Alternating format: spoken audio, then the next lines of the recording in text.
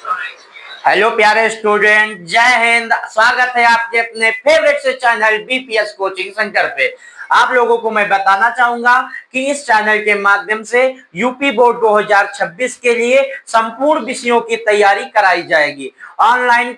हमारे यहाँ आप लोगों को पता होगा बीपीएस कोचिंग सेंटर में ऑफलाइन बैचेस चलती थी, लेकिन इस वर्ष से मैं ऑनलाइन प्लेटफॉर्म यूट्यूब पे भी आ चुका हूं और यूट्यूब पे समस्त क्लासेस आपकी चलेंगी। जैसा कि आप लोगों को पता होगा कि अप्रैल से लेके अक्टूबर का जो महीना रहेगा काफी इंपॉर्टेंट है हमारे यूपी बोर्ड के विद्यार्थियों के लिए। तो मैं आपको बताना चाहूंगा आप लोग मेहनत में जुट जाएं और अच्छे से तैयारी कीजिए, ठीक है। जैसा कि आज हम पहले सब्जेक्ट के विषय में बात करेंगे और पहला कौन सा विषय लेके आए, मैथ के बारे में बात करेंगे। जैसा कि आप लोगों को पता होगा ऊपर लिखा है टॉपर बैच 2026। 2026 के विद्यार्थियों के लिए जो 2026 में हमारे बच्चे एग्जाम देने वाले हैं, उनके लिए क्लास 10th के लिए एक प्यारी सी बैच लाए, टॉपर बैच 2026। कहते क्या है, लहरों से डरकर नौका पार नहीं होती, लहरों से डरकर नौका पार नहीं होती और कोशिश करने वालों की कभी हार नहीं होती। इसी मोटिवेशनल स्पीच के साथ आज की क्लासेस हम शुरू कर रहे हैं, ठीक। लिखा है आज मैं इसके मैथ के सिलेबस के बारे में बात करूंगा कि मैथ में आपको क्या क्या पढ़ना है, कैसी तैयारी रहेगी आप लोगों की, ठीक है। जैसा कि पहला जो चैप्टर आपका रहेगा इसमें वास्तविक संख्याएं, जिसमें आपको संख्याओं के बारे में आपको बताया जाएगा। जैसे इसमें आप सीखेंगे यूक्लिड विभाजन प्रमेय का और परमीय संख्या, अपरमीय संख्या, यही सब इसमें सीखेंगे वास्तविक संख्याएं, ठीक है। फिर आपका जो सेकंड चैप्टर रहेगा क्या रहेगा, बहुपद का। किसका रहेगा, बहुपद का। अच्छा, बहुपद आपके लिए बहुत ही इंपॉर्टेंट चैप्टर है क्लास 10 एग्जाम के लिए, ठीक है। इसके अगले क्रम में हम बात करते हैं तो तीसरा जो आपका चैप्टर रहेगा दो चर वाले रैखिक समीकरण युग्म। कौन सा चैप्टर रहेगा, दो चर वाले रैखिक समीकरण युग्म। इसके बाद बात की जाए तो अगला चैप्टर जो आपका रहेगा द्विघात समीकरण, जो आपके यूपी बोर्ड एग्जाम के लिए बहुत महत्वपूर्ण टॉपिक है। इसके बाद में हम अगली टॉपिक के बात करें तो आपका रहेगा समांतर श्रेणी, इसको शॉर्ट फॉर्म में आप एपी के नाम से भी जानते हैं, ठीक है। फिर अगली टॉपिक की बात की जाए तो आप रेखाओं के बारे में सीखेंगे। अच्छा, इसे रेखा लिखा है तो आप लोगों को समझ में नहीं आ रहा होगा, निर्देशांक ज्यामिति जैसे, ठीक है। इसको इसके आगे लिख लो निर्देशांक ज्यामिति, निर्देशांक ज्यामिति, ठीक। निर्देशांक ज्यामिति। फिर इसके बाद में हमें त्रिभुज के बारे में सीखना है। उसके अगले क्रम में चलेंगे तो हम वृत्त के बारे में पढ़ेंगे। फिर हम आपका अगला टॉपिक जो आएगा त्रिकोणमिति का परिचय। क्या आएगा, त्रिकोणमिति का परिचय, जो कि वेरी इंपॉर्टेंट चैप्टर है आपके क्लास 10th एग्जाम के लिए, ठीक है। फिर आगे इसी क्रम में बात करते हैं तो आ जाएगा त्रिकोणमितीय सर्वसमीकरणाएं। फिर इसके बाद में आप पढ़ेंगे ऊंचाई और दूरी। फिर पढ़ेंगे क्या, वृत्त से संबंधित क्षेत्रफल। फिर अगले टॉपिक बात करें तो पृष्ठीय क्षेत्रफल और आयतन है। फिर संख्यांकी पढ़ेंगे। फिर उसके बाद में आपका लास्ट टॉपिक जो रहेगा प्रयाक्ता का रहेगा। किसका रहेगा, प्रयाक्ता का। तो सर्वप्रथम हम क्या पढ़ेंगे, वास्तविक संख्याएं, ठीक है। क्या पढ़ेंगे, वास्तविक संख्याएं। इंग्लिश में बोले तो क्या, रियल नंबर, ठीक है। तो रियल नंबर में आज हम थोड़ी बहुत शुरुआत इसकी कर देते हैं। आप लोग अगर इसका स्क्रीनशॉट लेना चाहते हैं सिलेबस का तो ले सकते हैं। फिर आपकी क्लासेस कल से रेगुलर चलेंगी। आज आप लोग इसका स्क्रीनशॉट ले लीजिए और वास्तविक संख्याओं के बारे में हम कुछ महत्वपूर्ण चीजें, महत्वपूर्ण बिंदु आपको हम बता देंगे, ठीक है। इसका स्क्रीनशॉट ले लीजिए, फिर इसको हम रफ कर दें, ठीक है। इरेज करने वाला कहाँ,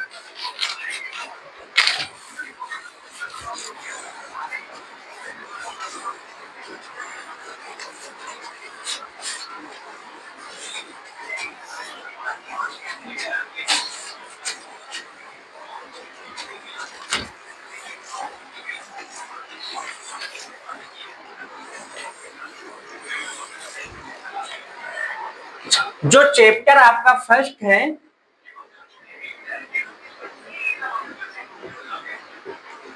आपका क्या है, वास्तविक संख्याएं, ठीक, यानी उसे क्या कहेंगे, रियल नंबर।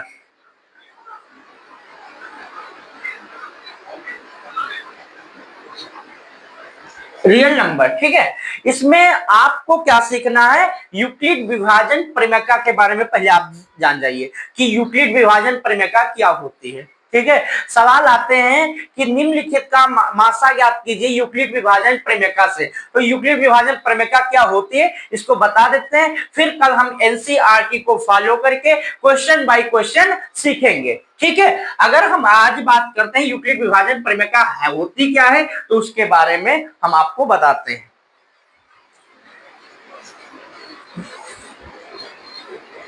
यूक्लिड विभाजन प्रमेय, यूक्लिड विभाजन प्रमेय, ठीक है। इसका मतलब क्या होता है आप लोग जान जाइए। एक होता है कि भाज्य बराबर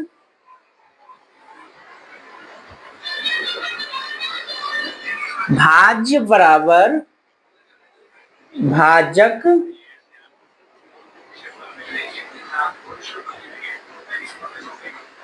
गुणे भागफल और प्लस में क्या होता है, शेषफल। हमने यूक्लिड विभाजन प्रमेय में क्या लिखा, भाज्य बराबर भाजक गुणे भागफल प्लस में शेषफल। ठीक है, हम भाज्य को किससे डिनोट करते हैं, ए से, ए बराबर बी, और भागफल को किससे करते हैं, क्यू से, ए बराबर बी क्यू और प्लस में आर। ये तुम्हारा क्या है, यूक्लिड विभाजन प्रमेय का है। इसी के माध्यम से हम मासा को ज्ञात कराएंगे। मासा बोले तो क्या होता है, महत्तम समापवर्तक, अगर इंग्लिश में बोले तो एचसीएम, हाईएस्ट कॉमन फैक्टर। ठीक है, ये आपका क्या है, यूक्लिड विभाजन प्रमेय का। अच्छा, भाज्य क्या है, भाजक क्या है, भागफल क्या है, शेषफल क्या है, काफी बच्चों के मन में सवाल होंगे। जब आप लोग छोटे रहे होंगे तो आप लोगों को भाग तो पढ़ाया गया होगा ना। जैसे मान लो यहाँ पे लिखा है कोई संख्या, क्या लिखी है, 11 यानी 11 लिखा है, और इसको हम भाग देते हैं 4 से। ठीक, अच्छा, क्या बताया गया था कि 4 का पहाड़ा ऐसा पढ़ो कि 11 से ज्यादा ना हो। तो 4 4 या 12, तो यानी 11 से तो ज्यादा हो गया ना। तो हम 4 का पहाड़ा कितनी बार पढ़ेंगे, 2 बार। तो 4 दूना 8, और 11 में से जब 8 जाएगा तो कितना बचेगा, 3 बचेगा। कितना बचेगा, 3। तो ये तुम्हारा क्या हो गया, भाजक हो गया। क्या हो गया, भाजक। और ये तुम्हारा क्या हो गया भैया, ये तुम्हारा हो गया भागफल, भागफल। और ये तुम्हारा क्या हो गया, शेषफल। ये तुम्हारा क्या है, शेषफल। और ये जो है इसको हम कहते हैं भाज्य कहते हैं। क्या कहते हैं, भाज्य कहते हैं। क्या इतनी चीजें क्लियर हो गई, क्या भाजक है, क्या भाज्य है, क्या भागफल होता है, क्या शेषफल होता है। अगर कोई पूछे यूक्लिड विभाजन प्रमेय का फार्मूला क्या होता है, तो बताएंगे ए बराबर बी क्यू प्लस में आर, ए बराबर बी क्यू प्लस में आर। अच्छा, अब बात करें ए किसको कहते हैं, बी किसको कहते हैं, क्यू किसको कहते हैं, प्लस में आर किसको कहते हैं। अभी कुछ बच्चों के डाउट होंगे ना, चलो ठीक हम बताते हैं। अच्छा, ए किसको कहते हैं, भाज्य को कहते हैं। ये तुम्हारा क्या है, ए है।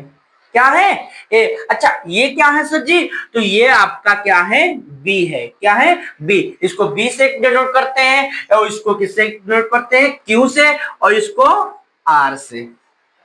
तो यही फार्मूला बनता है ए बराबर बी क्यू प्लस में आर। ठीक, इतना चीजें समझ में आ गई आपको, चलो बहुत अच्छे बच्चों। अच्छा, अगर आपका जो ये शेषफल आएगा, ये तो 0 से क्या होगा, 0 से बड़ा होगा, ये तो 0 की क्या होगा, बराबर होगा। ये जो आर मतलब रिमाइंडर जो शेषफल है, ये तो 0 से बड़ा होगा। 0 से छोटा कभी शेषफल आया, अगर 0 से छोटे की बात करें तो माइनस में संख्या जाएंगे, जैसे -1, -2, -3। आप लोगों ने वो पढ़ा होगा ना, उसको क्या बोलते हैं, इंटीजर्स।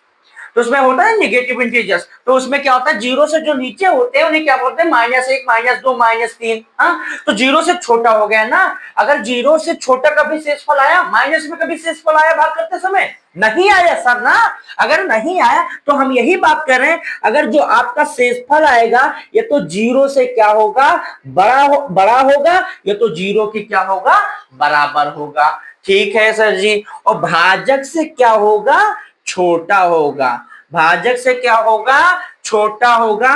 ये भी चीजें आपको याद रखनी है कि शेषफल सर जी जो आएगा कि तो जीरो के बराबर आएगा या तो जीरो से बड़ा आएगा, और भाजक से क्या होगा, छोटा होगा।